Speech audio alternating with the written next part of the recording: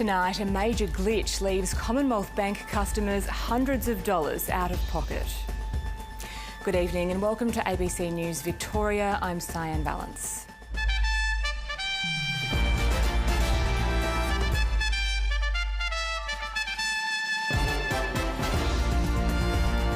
The federal opposition's $5 billion housing election pledge. Murderer Greg Lynn weighs up an appeal, but the clock is ticking. And a new public engagement is added to the King and Queen's Sydney schedule.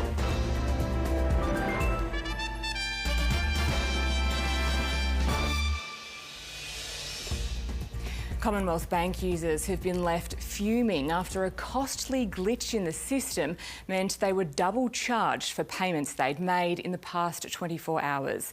The bank says it has now rectified the issue, but it left many with overdrawn accounts, leaving them unable to pay for weekend necessities. Tom Kelly tried to buy a coffee on his way to work this morning, but his card was declined. He then realised his account was overdrawn by more than $100. I realised that I've been charged twice for all of the transactions that I'd made yesterday. It's inhibited me getting lunch today for work. It's also inhibiting me being able to get home today from work. During his shift as a social worker, he spent almost 2 hours on the phone to Commonwealth Bank, only to be told they couldn't give him a time frame for when his money would be returned to his account. And I said, look, mate, it's not just me. There are thousands of us out here, and some of us are wondering how we're going to eat tonight. Mr Kelly is one of many CommBank customers affected by a glitch in their system today, causing duplicate transactions. I was at an appointment and it said like my smart access had been overdrawn by, $200. And I'm thinking, what? Many flooded social media to vent their frustrations. One said, I can't pay for my fuel and the police have been called. Another said $250 in groceries to feed my family, including desperately needed nappies, rejected at the checkout. Your Streamline account balance is $0 and 0 cents. Can't even get a feed or nothing. In a statement, the bank apologised to customers and said the process to reverse these is underway and customers are now seeing the duplicate transactions disappear. They said the process should be completed this evening. CommBank wouldn't say how many customers had been affected. Leah Harris, ABC News. Days after the Prime Minister's latest property purchase was in the spotlight, the Coalition has unveiled a major new housing policy, promising $5 billion towards fast-tracking the power and water infrastructure needed for new housing developments. Political reporter Oliver Gordon reports. In a battleground state, welcome to Western Australia. sites firmly focused on the top job. The Prime Minister's got one eye on retirement. I'm firmly focused on making sure that we can build new homes for Australian families. The Coalition to invest $5 billion to tackle housing infrastructure delays. The not sexy stuff. That's the sewage, that's the water, that's the power and the comms. A scheme to break the infrastructure bottleneck and build 500,000 new homes, welcomed by industry. We cannot build until infrastructure is in place. A real shot in the arm for the great Australian dream. It complements previous Coalition commitments to increase housing supply by slashing migration, cutting international student numbers and temporarily stopping foreign investors purchasing existing homes in Australia. But it hasn't taken long for the government to write off the new policy as a con job, claiming the Coalition would spend less overall on housing than a re-elected Albanese government. Peter Dutton's taking with one hand and giving with the other. It's a card trick. The Coalition has this week confirmed, if elected, it would walk away from Labor's commitment to build 1.2 million homes this decade, which they've labelled an unrealistic pipe dream. So they're not going to get within cooee of that so-called target or aspiration. Settle down, fella. The Prime Minister saying if the Coalition was serious about helping aspiring homeowners, they'd pass his housing legislation. Peter Dutton is blocking legislation along with the Greens that's in the Senate and been there now for over 200 days. The Greens and the Coalition have this week sought to capitalise on the Prime Minister's decision to purchase a high-end home during a housing crisis. It's too early to tell if voters will punish the PM for that one. What is clear, though, is that housing is shaping up as a hot issue, with a federal election just around the corner. Oliver Gordon, ABC News, Canberra. Israel is ramping up its attacks on northern Gaza a day after the death of Hamas leader Yahya Sinwar. With the militant group seemingly rudderless, attention is now turning to its future as world leaders appeal to both sides to finally end the conflict. An Israeli tank lines up its target, firing a deadly shot. The Israeli Defence Force is releasing more vision of the mission which killed the country's most wanted. We mourn the leader, our fighter and brother. Hamas officials speaking for the first time since the death of Yahya Sinwar, promising the group will not capitulate to Israel or release their hostages. Those prisoners will not return to you until the aggression on our people in Gaza is stopped. A seemingly unlikely prospect as Israel's defence minister vows to stay in Gaza for years. However, his death is bringing hope that new leadership could take the conflict in a new direction. Now we must make the most of this moment. What is needed now is a ceasefire in Gaza. But US President Joe Biden is admitting peace in the Middle East will be hard to achieve. We think that there's a possibility of working for a ceasefire in Lebanon, and it's going to be harder in Gaza. Israel may have hoped that releasing drone vision of Sinwar's final moments would have helped in its public relations campaign, given it something of a trophy after months of searching for the Hamas leader. But it may well have had the opposite effect, emboldening Hamas, its supporters and the broader Palestinian community, giving them an image to cling on to of a martyr fighting until his dying moments. I was extremely proud and I was sad for him. He was among the resistance and not hiding. May he rest in peace. He has become a symbol for the whole world. In Gaza, dozens of dead and wounded are rushed to hospital as Israeli forces ramp up attacks around a refugee camp in Jabalia. The airstrikes have increased against our homes. We don't know what they want. They killed Sinwar as well as Haniyeh. No one is left. The IDF bolstering its forces in and around Gaza City, while Palestinians watch and wait for the next strike. Matthew Doran, ABC News, Jerusalem. Victoria Police say a man has died overnight while camping in Victoria's high country after a tree branch fell on his swag. Sadly, the 27-year-old man from Bales died at the scene. He was camping with two friends at Burnt Bridge Campground around 30 kilometres west of Jamison. A report will be prepared for the coroner. Former Jetstar pilot Greg Lynn has just weeks to make a last-ditch bid for freedom by trying to have his conviction for the murder of elderly camper Carol Clay overturned on appeal. The 58-year-old faces the prospect of spending most of the rest of his life behind bars after he was handed a 32-year prison sentence yesterday. There was silence at Greg Lynn's house today. His only hope of returning home before he's nearly 80 is now a potential appeal that could protract a long and grisly saga. If there were to be an appeal, that would potentially re-traumatise all of the families related to this incident.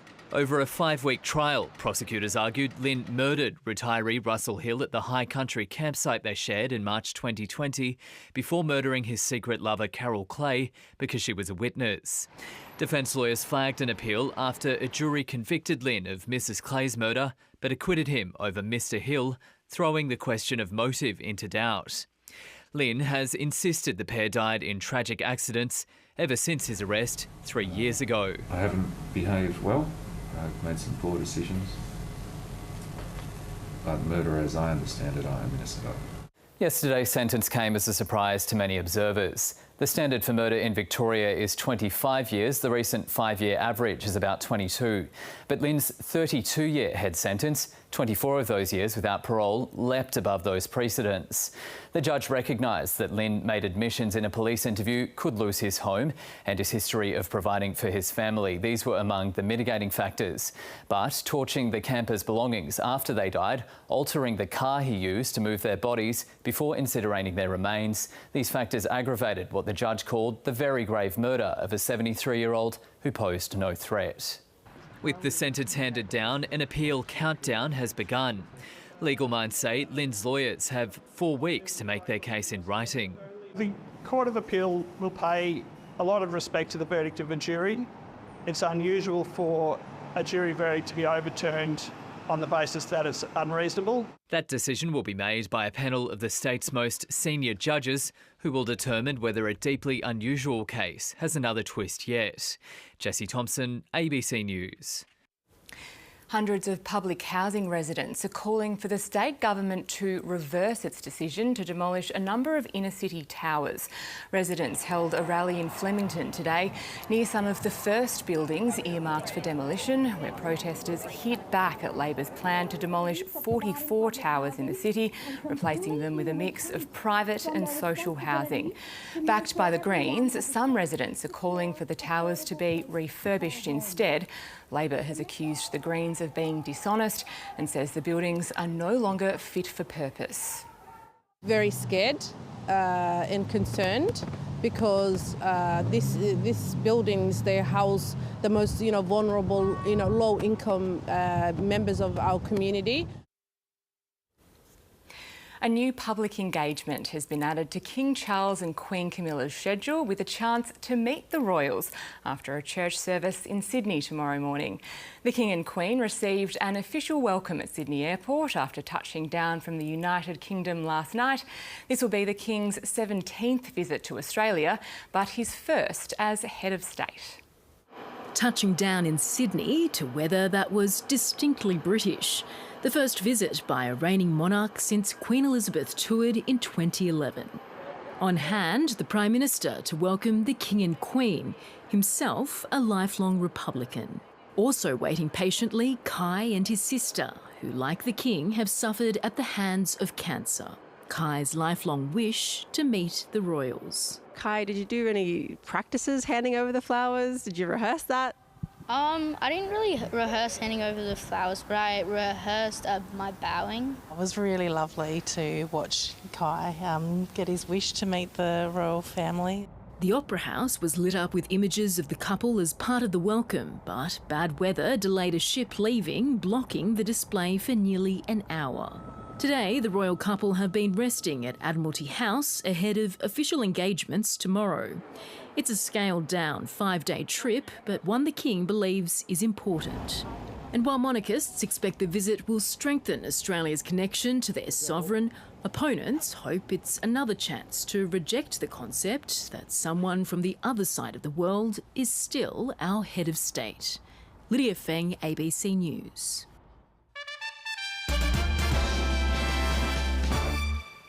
They can be a parent or teacher's worst nightmare. So what age should kids get their first smartphone?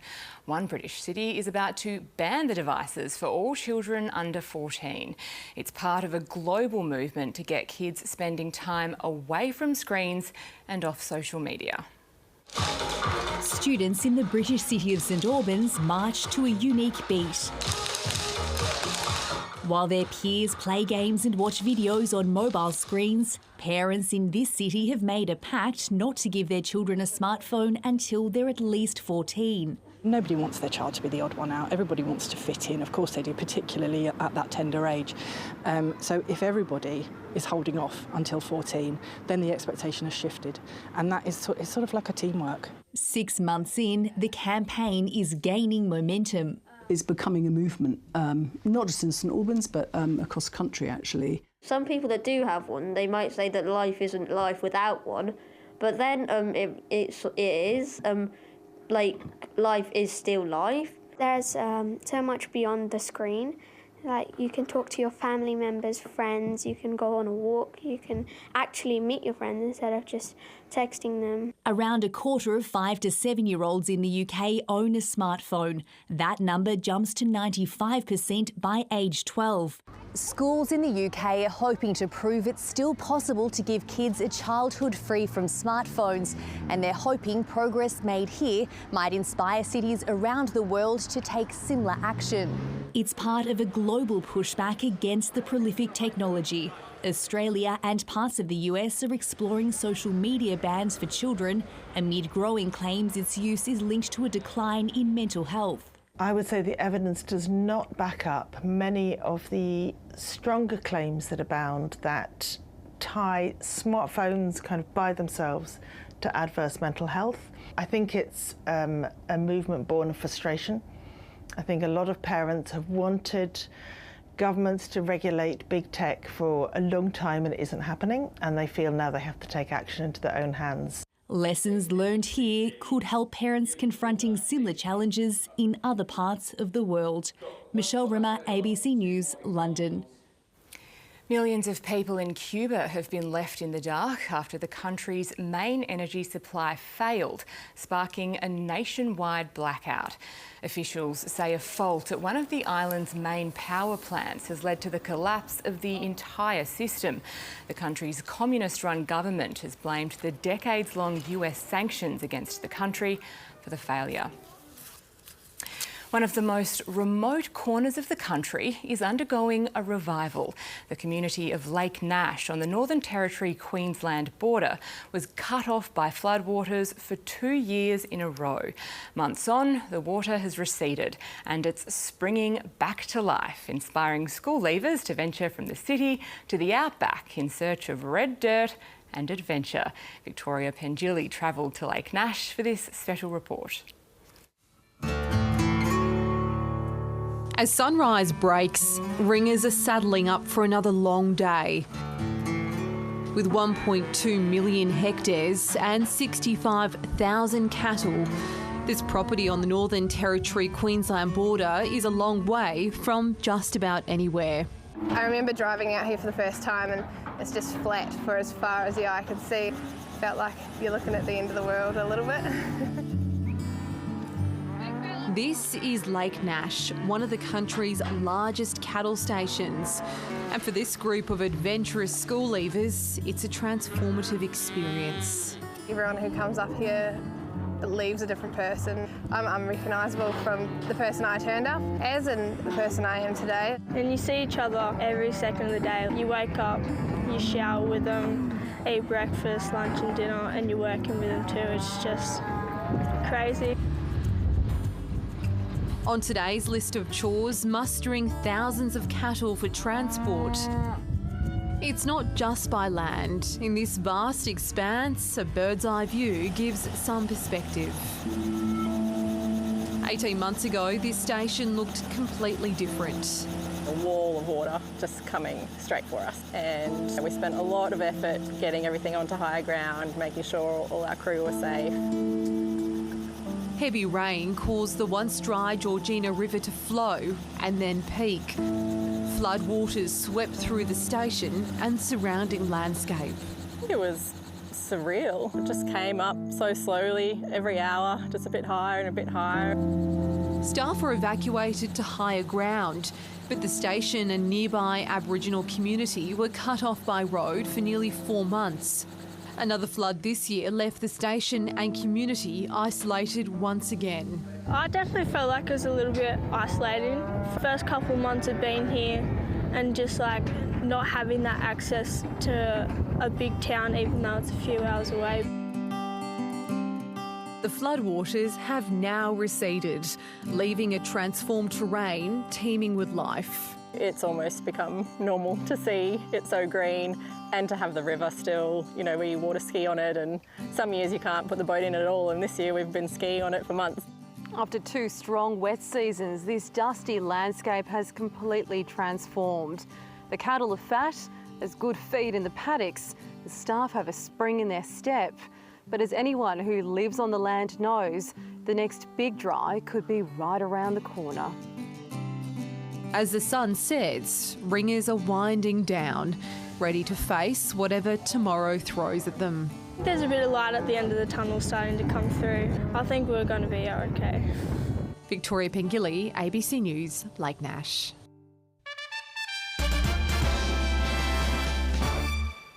Trainer Kieran Mah has had a dream day at the races, winning both the Everest in Sydney and the Caulfield Cup in Melbourne. Bella Nipotina became the first mare or filly to win the $20 million race at Royal Randwick. It was the second Everest win by jockey Craig Williams after his 2022 triumph. Around an hour later, Duke de Sessa claimed the 148th running of the Caulfield Cup, ahead of favourite Buckaroo in second and Land Legend in third. The winning trainer paid tribute to Caulfield Cup winning jockey Harry Coffey after the race. He said he gets excited, he likes losing weight when he's got a chance. So anyway, fair play to him. He rode him confidently, he rode him well, and it was a pretty easy watch. Aileen Gilroy has starred again for the high-flying Hawks, helping lock in a maiden AFLW finals berth for the club. Hawthorn shook off a slow start to run away by 37 points against the Giants and move to the top of the ladder. Meanwhile, Gold Coast has notched its first win of 2024, a last-minute major helping secure a win over the Swans. Melbourne continued its hot run of form as it pushes for a final spot, defeating the in-form Tigers. And last night, Port Adelaide notched a win over St Kilda. The Hawks have been the big improvers of the season, but it was the Giants who got the jump early in Frankston. Oh, she's got it! Tani Evans, not once but twice! The home side settling with 2 straight majors of their own. Aileen Gilroy converting from the boundary. And now she slots a clever one from the pocket. Hawthorn soared with 7 goals in the second half. Gilroy shaping up as one of the league's best. Oh, no way, she's threaded the needle! The Hawks surging to the top of the ladder, locking in a finals berth for the first time. The Suns and the Swans may be out of the finals race, but they still put on a show in Sydney. On the left, eyes light up and drills it. Gold Coast led by 15 late in the fourth before the Swans hit back with 3 straight. A late snap from the ruck securing a thrilling first win of the season for the Suns. Snaps! Goals! What a moment from Jack Dupay! A resurgent Melbourne continued its hot run of form, dominating the Tigers at Casey Fields. Outside of the boot is a ripper! Alyssa Bannon kicked 4 goals and handed off another as the Demons moved up to 9th on the ladder. Last night, Port Adelaide took another step towards its first finals appearance, defeating St Kilda by 15 points at Alberton Oval. Dowrick getting busy, makes outstanding contact. The Power kicked 5 goals in the opening term to set up a 4th straight win, jumping into the top 8. Cameron Slesser, ABC News. Auckland FC have kicked off their debut season in the Men's A-League with a 2-0 win over Brisbane Roar. In the opening round of the A-League's milestone 20th year, the new kids on the block gave their newfound fans plenty to cheer about. In Newcastle, the Jets went down 1-0 to Melbourne City, and last night, Central Coast Mariners and Melbourne Victory played out a 0-0 draw. A traditional welcome greeted the sellout crowd at Mount Smart Stadium. 17 years on from the collapse of the New Zealand Knights, the A-League's newest club across the ditch kicked off their debut season on the right foot. In less than 8 minutes into their professional life, Auckland FC are on the board. Captain Hiroki Sakai playing his part in a historic first goal. And the home side broke through once again in the 74th minute. Rogerson with the finish. Logan Rogerson sealing the maiden win. Melbourne City started its season with a bang, scoring inside the first 2 minutes, but the side was depleted in the second half after a brain fade by Jamie Jego led to his send-off. The visitors managed to hang on to their lead and claim the win. Last night, Melbourne Victory returned to the scene of their grand final defeat in heavy rain against the Central Coast Mariners, but a missed chance right on half-time. And hits the post and doesn't score. And a red card not long after saw the visitors hold out for a 0-0 draw. The conditions not doing either side any favours as the match wore on. Obviously with 10 men, we showed resilience. We're very hard to break down, so it was great to see. Victory now return home to face crosstown rivals Melbourne City next weekend. Erin Marsicovetere, ABC News. Jorge Martin has won the inaugural Phillip Island Moto GP sprint race, leading from start to finish. Marc Marquez took second place after jumping ahead of Enea Bastianini. The race was not without controversy. Marco Bezzecchi and Maverick Vinales clipped each other in the second last lap. The crash, which is under investigation, sent the riders barrel rolling across the track. World champion leader Martin will now turn his attention to Sunday's main race.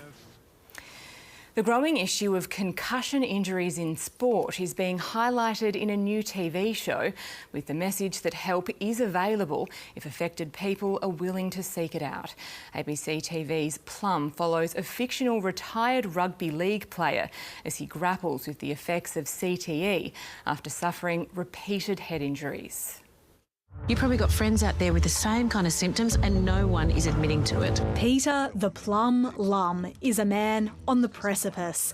A Sharks NRL great, slowly unravelling and in denial about suffering from CTE, brain damage caused by repeated head injuries, which can only be diagnosed posthumously. If Plum has CTE, he needs to be addressing it. I'd love to provoke discussion around male communication and avoidance, and what holds us all back, men and women, from reaching out for help when we're a little scared. I had a moment and I haven't had one since. Based on the novel by Brendan Cowell, he plays the titular character. Medical experts and former NRL players were involved in the consultation process, including James Graham, who's been open about his own battles with concussions. It can be quite confronting and difficult to watch, and especially when you see parts of you in there. This can happen to anybody, even though it happens to be an elite footballer. And we've sadly seen a lot of cases where we've got young players who are later diagnosed with CTE. I've been writing things down. Plum finds poetry and uses the written word to process his emotions. The overriding message is that help is out there. So that's the suggestion, is don't blow out and piss it up and stay in your depression, is reach out, do something positive, hit it straight on, and you might just be all right. With concussion, if you suffer it, you need to tell the truth with it. And we can make a difference by acting early and noticing the signs when they are there late. Amanda Shalala, ABC News.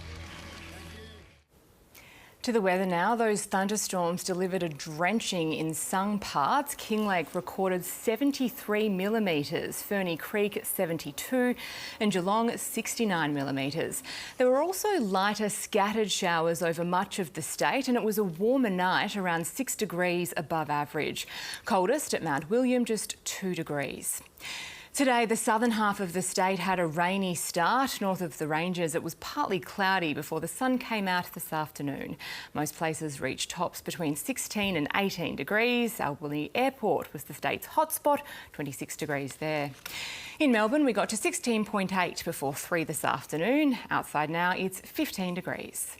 Across the country today, partly cloudy in Brisbane and Perth. Sydney had some showers, mostly sunny in Adelaide, Hobart and Darwin. Taking a look at the satellite, there's clouds over parts of Victoria, South Australia, New South Wales, Tasmania and WA. In the inland Northern Territory, those patches of cloud bring the chance of thunderstorms. A high in the Bight extends a ridge right across Victoria through to Tuesday as the high moves slowly across Bass Strait.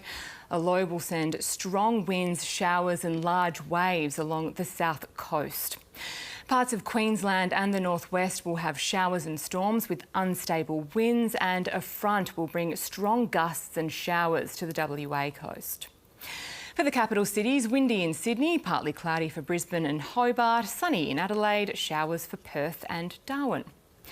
Back home, partly cloudy with a chance of isolated light showers. They should ease by the afternoon. It'll be a mild day across the south, while the north can expect sunny, dry and warm conditions. We're expecting light to moderate south to southeasterly winds across the state. On the bays, southwesterly 10 to 15 knot winds turning south to southeasterly during the day. Winds reaching up to 20 knots later in the afternoon, waves around 1 metre. A strong wind warning's been issued for the Central Coast, Central Gippsland and East Gippsland coast. For Melbourne, a cloudy Sunday with a possible morning shower and a top of 19, getting down to 13 overnight. It's warming up for the start of the working week. Monday, partly cloudy, 25. Thursday, mostly sunny and 30, but the temperature drops to 19 and then rain returns on Wednesday, as well as Thursday and Friday. Cooler too, tops of just 16 and 15. Saturday, partly cloudy, 17. And that's it for this evening's bulletin. I hope you join us again tomorrow night from 7. Until then, good night.